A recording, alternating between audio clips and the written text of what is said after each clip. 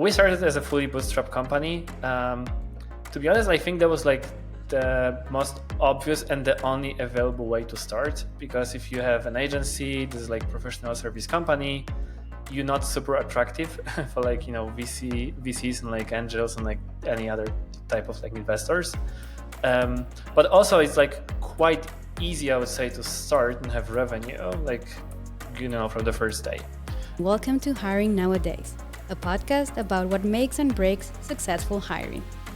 All right. Well, I'm the CEO and co-founder at Awana. I'm super excited to have Staszek. He is one of the co-founders over at Plane. He has a really good success story going from what is really close to me, a recruiting agency, turned a great platform to pay people internationally. And he has a really good story about how you don't have to rely on venture funding to be a successful company. So my name is Staszek. I'm founder of Plane. Thanks, Calvin, for having me. Staszek, why don't you describe to us how you started the company and bootstrapped for the beginning, and describe that story for us. Yeah, so we started Plane in 2012, and it's still the same team and the same legal entities and everything, but we've actually went through like two big pivots. So we've been doing three completely different stuff. So we started as an agency. So we've been having a lot of software engineers, designers, and we've been building products for other companies. So that was the first iteration. Then we moved into a marketplace where we connected software engineers working remotely with US-based startups. So that was like a product marketplace. And then we pivoted to something we do right now, which is like we help companies hire and pay people globally. We started as a fully bootstrapped company. To be honest, I think that was like the most obvious and the only available way to start, because if you have an agency, this is like professional service company, you're not super attractive for like, VCs and like angels and like any other type of like investors. But also it's like quite easy, I would say, to start and have revenue, like, from the first day. So when we started the agency, like me, my co-founder, we've been software engineers, and we just, got our first customer. We've been working as engineers in an agency for this customer, and we've been having revenue from the first day to cover basically our time. And then like you have experience with agencies as well, right? Like did you start Correct. an agency? Yes. Yeah. So you know how it works, right? Like you start, 2 or 3 people, then you have like another customer, you can hire more people, and it's like, like slow growth. Exactly. You need to be, you need to save cash, like, because you can lose customers at any point, and then you have issue as an agency. But basically it's like quite straightforward, I would say, right? Like you can find customers, get revenue, you spend a portion of this revenue to pay engineers and like to keep the company running, and you can, have profit that you can invest or do whatever you want. Go ahead. Oh, yeah. So as a bootstrap company, you definitely have a lot more flexibility and control of the path you want to take. Because let's just say there was this magical investor that would invest in an agency. That person would want you to stick to your path for the most part, because that's what they invested in. Yeah, they probably invested in you as well, but all the flexibility of doing what you want is not so common in the once you get raised investment. Yeah. Yeah, that's true. There's also a question like how you could use the money from investors in agency, right? Like we grown to about 80 people, and if we would have like 200-300 people, I think I would find a lot of good reasons how we can spend the money from investors. But if you have like 50, 20 people, then I don't know about you, but like it's not obvious like how you would even spend the money to grow the company, right? Like if you have like typical SaaS company, and like you have good marketing sales motion, right? You can just put more money on ads, right? There's like more obvious what you could do with the money. I don't think we had this as an agency, so that would be like the other trouble is like, okay, even if someone has the magic wand and like can like give us money, like what we would do with this as an agency. And I guess in the sense of like SaaS and acquiring customers, wouldn't you apply that same strategy? Because recently I've been looking at getting loans I have received some money, but I'm still, for all intent and purposes, fairly bootstrapped. And I look at when I get money is to invest in ways to acquire more customers. And you're saying that's the same thing as us. How would that, if you're a bootstrap company, wouldn't you want to spend all your money to just acquire more customers? Or no? What do you? I mean, yeah, yes, you could, and again, maybe like we just didn't do this right, but I remember like when we had like those 50, 60 people, we didn't know how to find new customers, right? So like we had customers and they've been finding us from referrals, and like sometimes we spend money on ads and like we would find someone, but there was far away from us being like, okay, if we spend twice as much money, we're going to get twice as many customers, right? um, Ah, so like we because just like didn't. when you plan out your trajectory, you go, okay, I got to 50, 60 people. We spent this much money. If I were to spend another million, I don't know if we're going to get that many customers and we're going to grow 100 more people. It's probably a million. If I spend $1 million, maybe I'll get another 10 people more. And that doesn't justify getting $1 million. Yeah.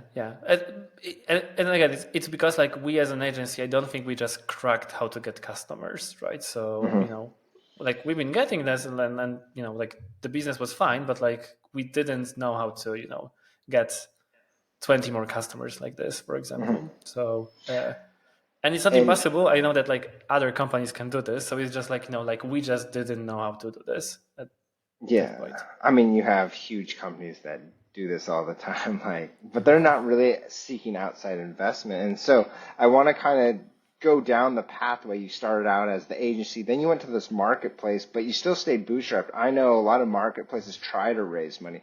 Why didn't you look for investment at that point? I think it's. I mean, we as a marketplace, we actually raised a little bit money, Okay. but that was mostly because we got accepted to Y Combinator, and Mm. for us, like we went to YC to get the knowledge and to like learn something. Not to actually, the money was nice, but that was not the goal. Hmm. So we raised the money, but like I don't think we had to raise the money back then when we switched to marketplace. And again, like I think that's why we didn't want to raise money. Again, I don't think we would know how to spend this. So my whole like I think it's our philosophy for like raising money is like we don't think this is a goal to raise the money, right? It's just like it's like a tool. Money is just a tool. Like you have different goals, and if you need to reach them, you need money. Then yeah, you should fundraise, or like have a loan or something. Um, Hmm. but when we started the marketplace, we just were not in this position. Like the thing that was blocking us to grow faster was not money. There was like Hmm. ideas, like better go-to-market strategy. There was like a lot of things that like blocked us to grow faster. Money was not one of them. So we've been like, why to raise if this is not the blocker, right? I think that's a really good point, and I think people misread the startup failure because I think I've heard on numerous occasions that the number one reason startups fail is lack of funding, but that's not true. Actually, I think I read somewhere that the biggest reason for startup failure is misreading the market or misreading the demand for what you have. So regardless of if you have funding or not, like you saw, it's like it wasn't a lack of funding for you to build your product. You could build the product. Does the market need this? And was that the reason why you kind of again pivoted again? I mean, how long did it take you to pivot again? Because it sounded like you saw the market. You're like, I don't think the market wants this.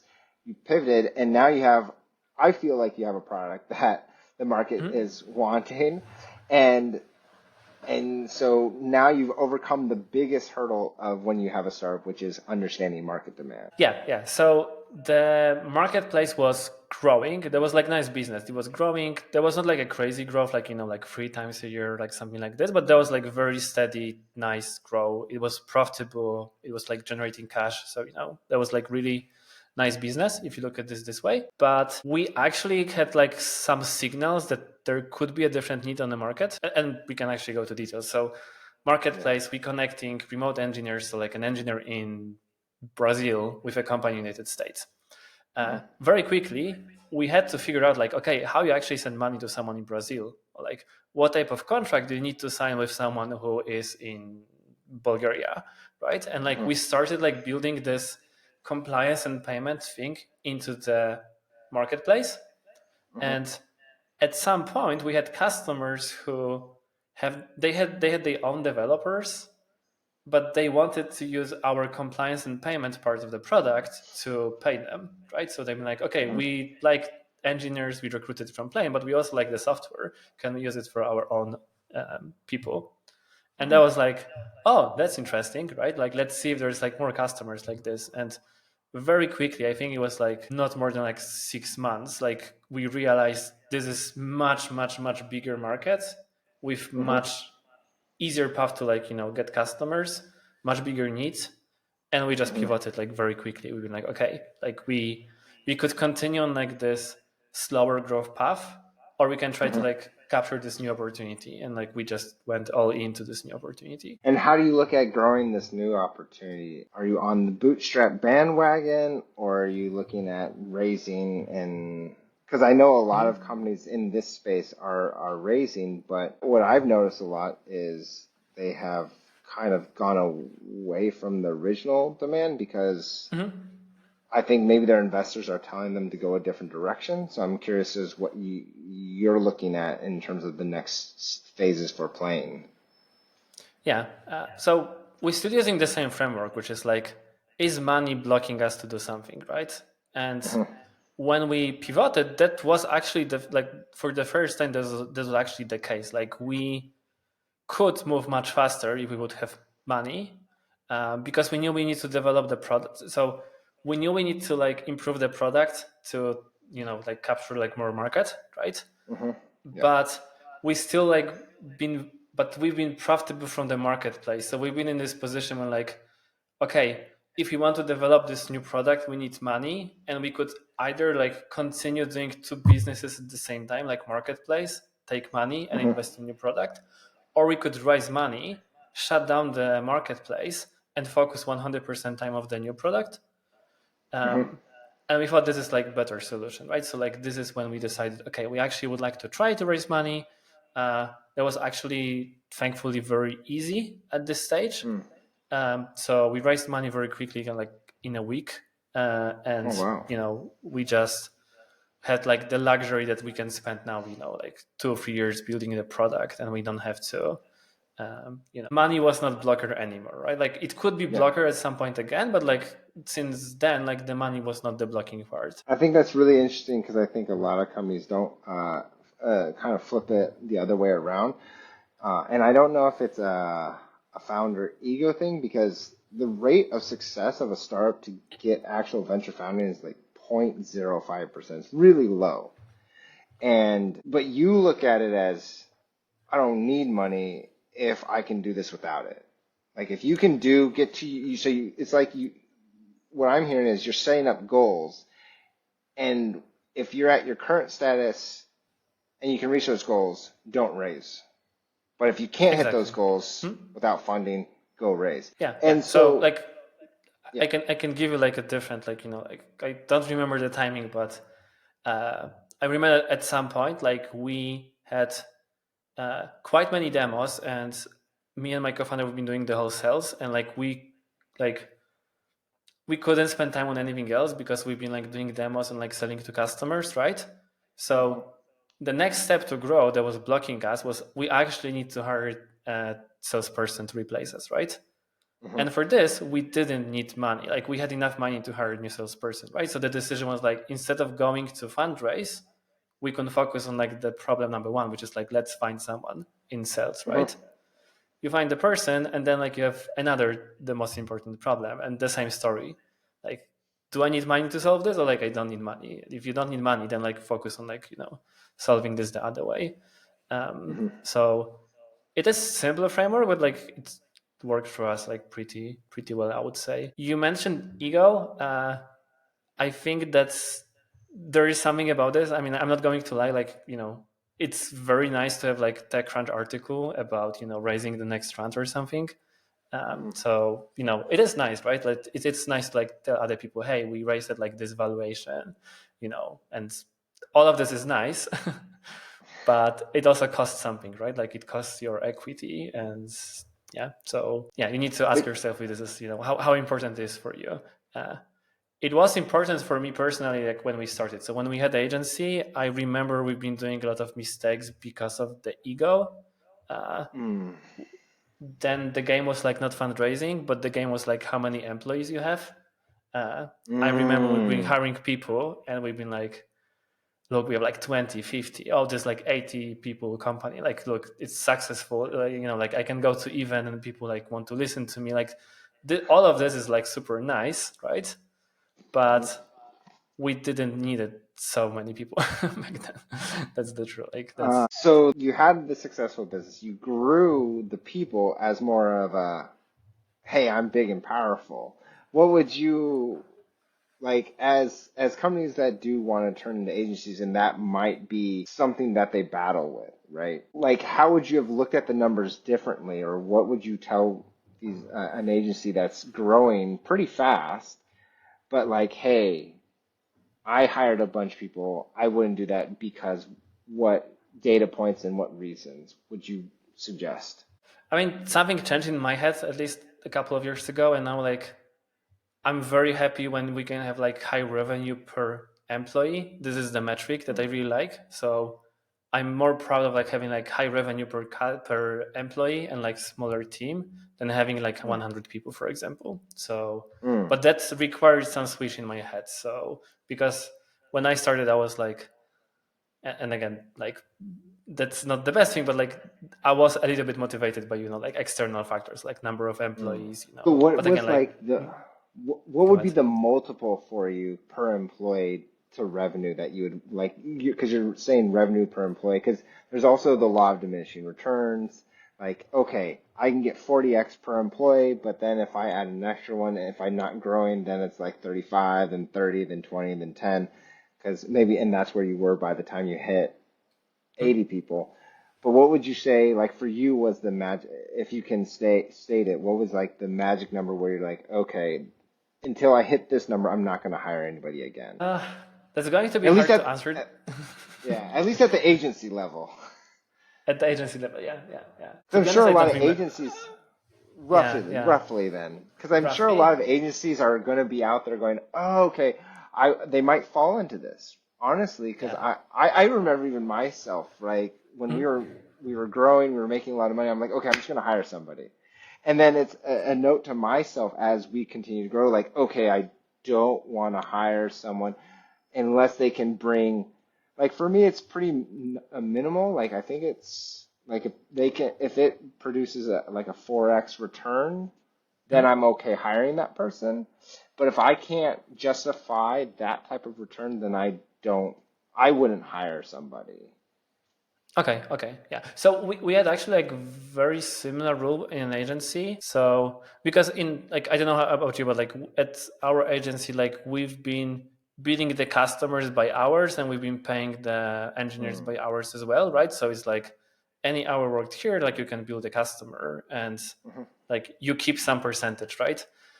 So I remember, I don't know whether I read this and or maybe I talked with someone, but someone told me this should be like 30% of what you get from the customer should go to pay like all the salaries of the Mm, person. So it's like gotcha. 1/3 to cover the person, probably 1/3 to cover like the bench, the time when they wait between projects, like maybe hardware stuff like Gotcha. this, and then like the last third is like to for the business to keep as like Grow. the revenue. Yeah, yeah. So So at what point did you stop? Were you no longer at 30? Do you remember at what point were you no longer at 30%? So I think for a long time we've been way below. So that was the problem. So we've been way below. I think like for a longer time.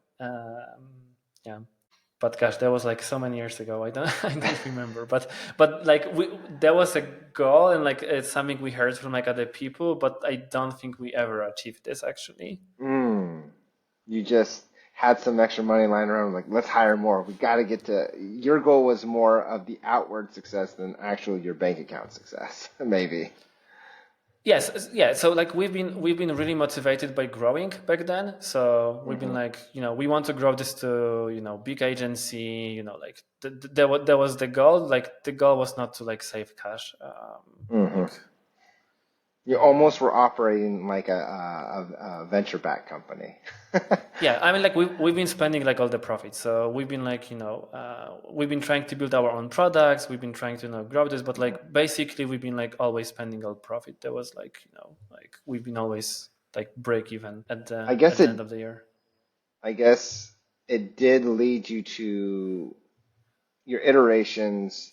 You developed your network. I do want to kind of quickly touch upon, like you said, you raised money in a week. Like, Hmm? can you talk about like how I know it wasn't just all of a sudden you turned it on. I mean, and the week happened and you raised it. There was a lot that went into that because I don't want to give the false impression that, oh, if you're trying to raise, you're going to do it in a week. So No, what went no. into that? Like, okay, we're going There to start was raising. Yeah, yeah. So that was extremely lucky, I have to say. Like there was like so many things that happened at the same time. There was like not normal fundraising. That's there was like the most amazing, everything worked kind of situation with a lot of luck. Hmm. But we started this new product, the one that we're doing right now. We had like really nice initial traction. So we got like 40 customers very quickly with some nice logos. So we had like good customers and a good growth. And Hmm. we've been raising at YC Demo Day. So the way it works is like YC invites 400 investors and they can see your pitch and they can invest.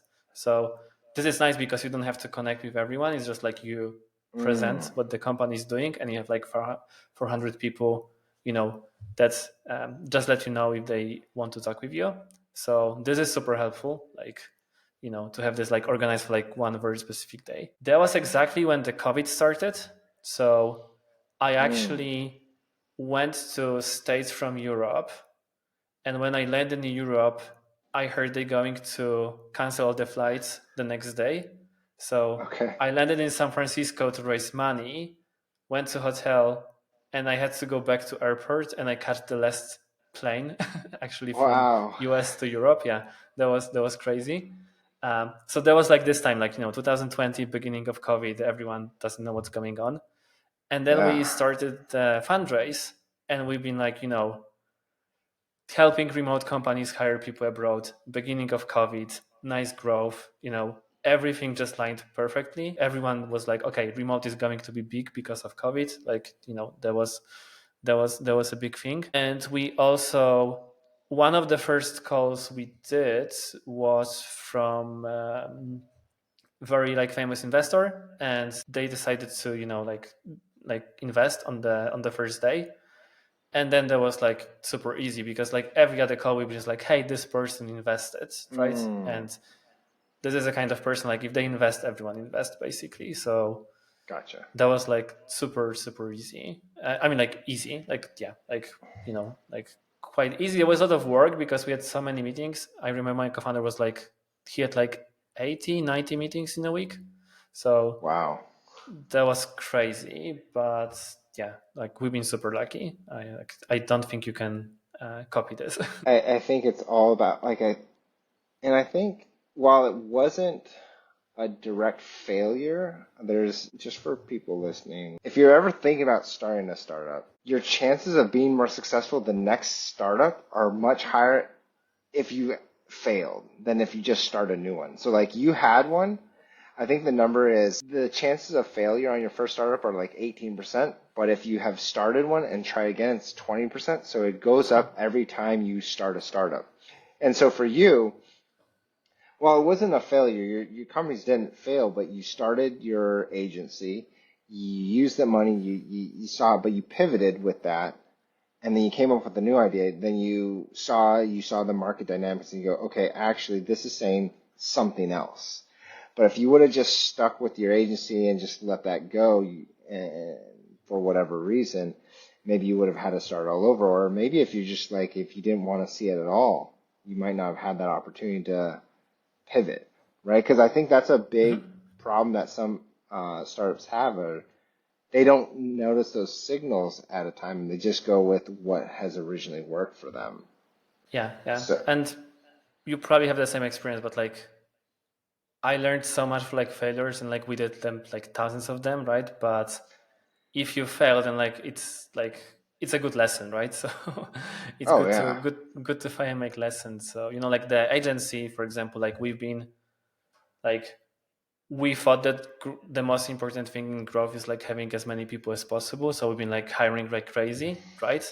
Even if we've been like hoping we're going to go bigger, so we will find a job for everyone, right? After this, like we changed 180. It was like, let's not hire people until we have like huge pain point, and it's like like you like if you don't hire someone, you're going to like go crazy or something, right? So yeah. that was a nice lesson. Oh, but by the way, the lesson was that as an agency, at some point, we had to let go half of the staff. So Oh, like okay. what happened is like we lost two biggest customers in like 1 week, and because we've been Mm, like hiring like crazy, not saving the money at the same time because we invested in growth, right? yep. Then when you lose the customer, it's like, hey, like we can't afford this, right? So that was like really really painful for everyone to like cut the team by half. Mhm, um, but that like we learned a lot, like, hey, like you can't operate like this. You need to have like some money on a bank account for like like if something bad happens, mhm. you shouldn't hire too many people. Like that was like hard lesson, but I hope we It- learned something from this. I mean, I think those type of lessons, I mean, those type of lessons that we go through as founders are really valuable as we continue going. It's not about to be stagnant about growth or be fearful about spending on employees or people that are going to work for you, but you have to know like that maybe that 30% rule or whatever it is that you need to in case. And I think that might also be why investors don't like when I think X amount of your revenue comes from like three clients. They really don't like Mhm. that.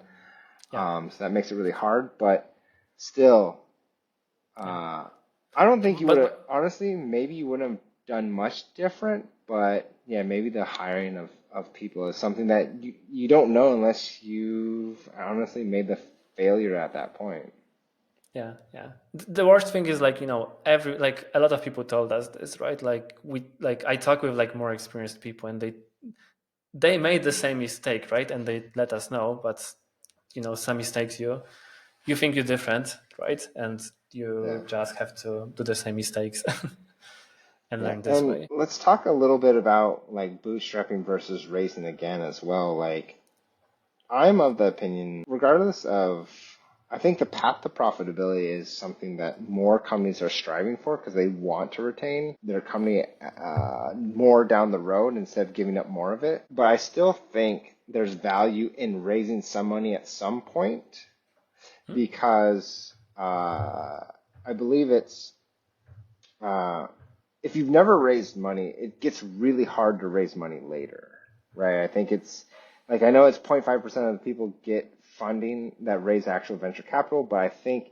if you've never raised it, it's even harder as a bootstrap company if say you do this and then 5 years down the road and then you're trying to do it, you haven't and you want to try and raise now, as opposed to now that you've raised at this point, if you want to raise again, if you choose that money's going to help you, it becomes so much more helpful. I think it's like you have a 60% higher rate of success at raising once you've already Hmm? raised.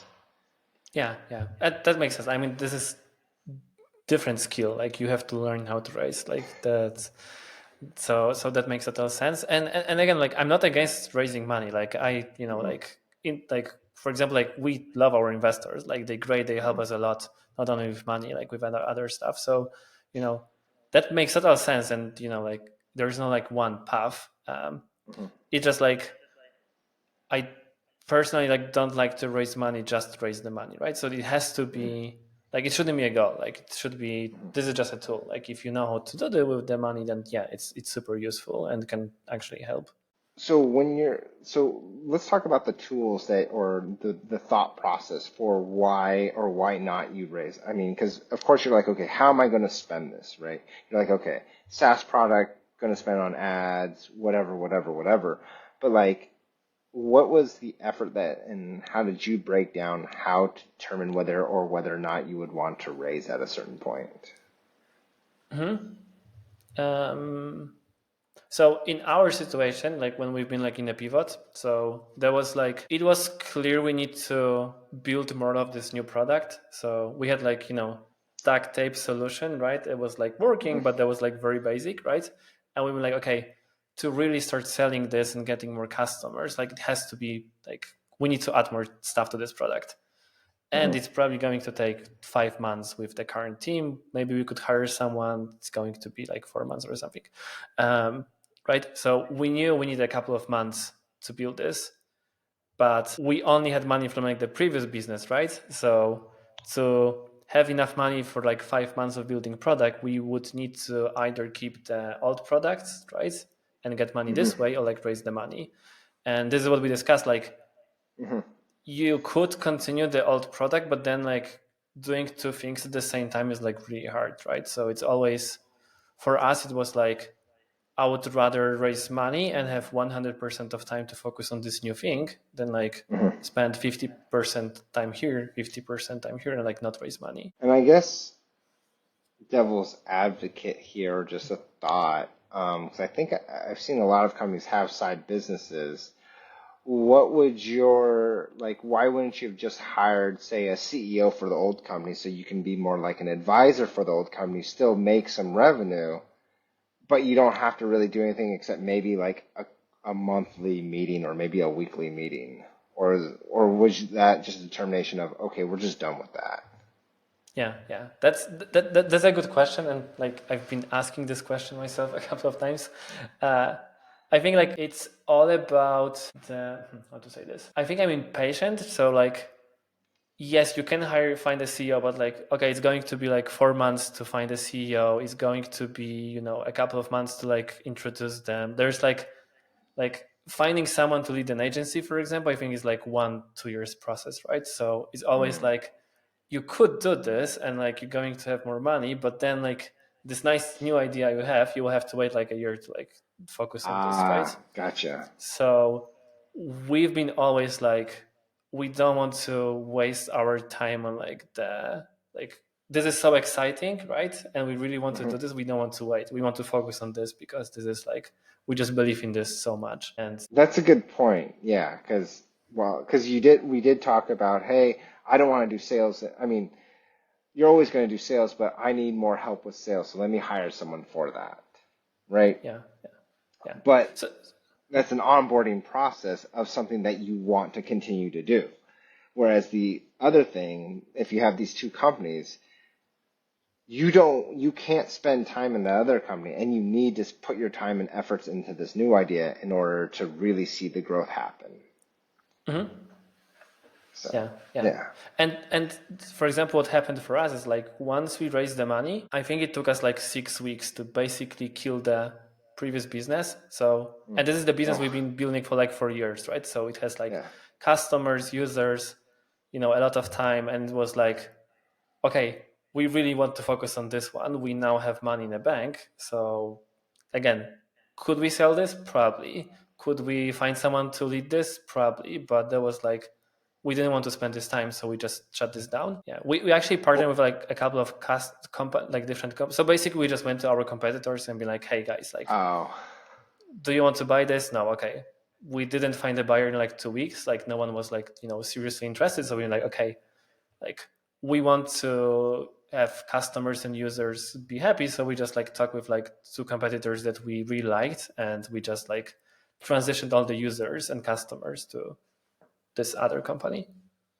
Yeah, I was going to ask you, what was that transition between shutting that company down but I guess it was just talks of like, because you did this within 6 weeks. That's pretty fast to get all the companies engaged, aligned, and moving over. That's pretty quick. Yeah, I mean, like, we didn't have that many customers, so like there wasn't like thousands of customers, so that was pretty manageable. We actually, like, for some customers, we actually like kept doing something for a couple of more months, but we just told them exactly what's the story. Like, we we want to focus on this one, the alt product, there will be no updates. We can, as long as you want, we can continue support you, but we're not going to build any new functionality, So like, I think we managed to do this like, like no harm for like users and customers, and like, shut this down like, in a nice way. Again, you probably could sell this or like find someone, but that would take years. Sure. And so, kind of looking at as you're scaling your, it sounds like, like as you scaled your teams up or down, or I guess when you scaled your teams up, what was that process like for you, and how are you going to do it the next, like, I guess, whenever you do it next? I imagine you may or may not raise money soon to roll out some new product offerings, but usually when you're going to raise, most of that goes towards the team, or if you're bootstrapping, you kind of like slowly roll on new members. So curious what your opinions on scaling a team bootstrapped and raising, and what's next for you. I think we will raise money. Like I would be surprised if we wouldn't raise money, because I think like there will be a lot of blockers soon, or there are right now, that like could use some cash. So I don't think we're going to like continue like, okay, like we, never going to raise any more money. We probably will be. But we're still using the same framework, which is like, hey, what's the next blocker? And, so I don't think that's going to change. So I can tell you we're going to bootstrap. I can tell you we're going to fundraise, right? And I know that maybe doesn't help you, but we're definitely going to keep using the same framework, which is like, if we have nice opportunity, we need cash, then if fundraising is the best way to get the money, then yeah, we would totally do this. Cool.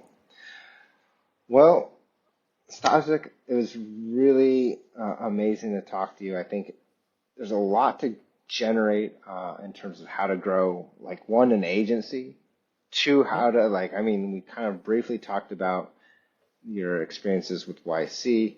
I mean, we could have talked about the accelerator and how that benefits and everything, but really, like, your experience as an agency, growing that, like the mistakes you made, but those mistakes helped you lead to each iteration and the pivot, and you saw, like, okay, with each hire, what is the benefit or cost, what you're learning now, how you'll re-implement it now.